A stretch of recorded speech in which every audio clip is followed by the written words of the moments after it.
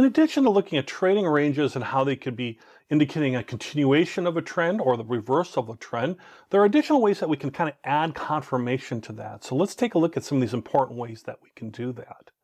A very important thing to look at is volume. And volume could be either rising or shrinking.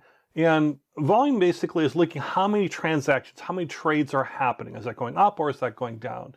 So if volume is rising, as in more people are trading the stock, or maybe existing traders are just adding to their allocation, right? So it's not necessarily new people coming in, it might be existing people, buying more. That tends to accompany a range expansion and really accelerates a trend, which whether it's going up or down, the trend could be going up or down, but as volume rises, that will tend to keep the trend going in that direction and really expand on it.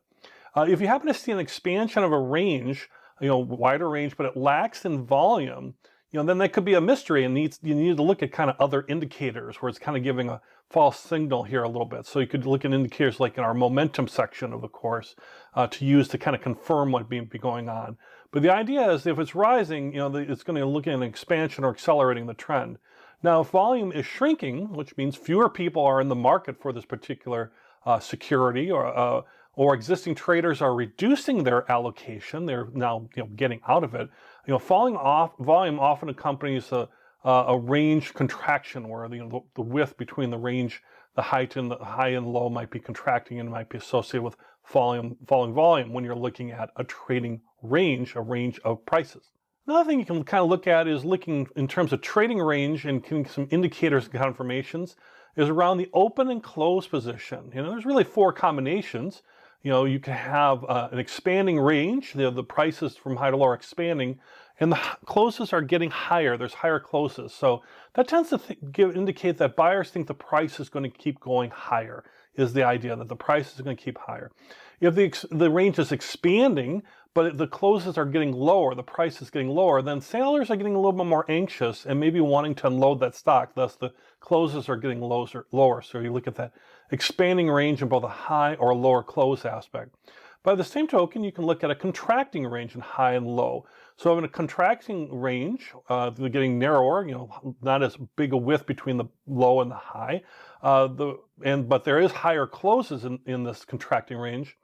Then it might be indicating that investors are feeling uneasy about the direction the security has been trending, and the higher close can offset some of that negative sentiment of the contracting range. So there might be a little unease. The range is contracting, but there might not be necessarily a reversal. They're kind of offsetting a little bit here. If the range is contracting and the closes are lower, well, that's kind of like a double negative for an existing trend.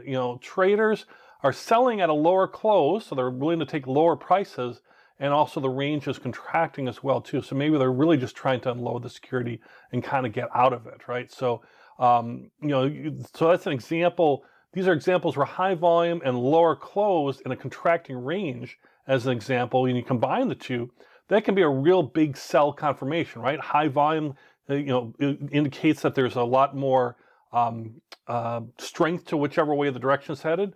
Lower close and contracting range shows that prices are going down. So combining them all together could be an example of a real pricing, big sell-off in terms of price on that. So there are some additional things to look for when you're looking at like prices and ranges and what might be happening, whether they're expanding, contracting with volume, and what might be going with an expanding range and higher closes or lower closes. Looking at all those things together, in addition to the other tools that we're going to then kind of layer on top of that.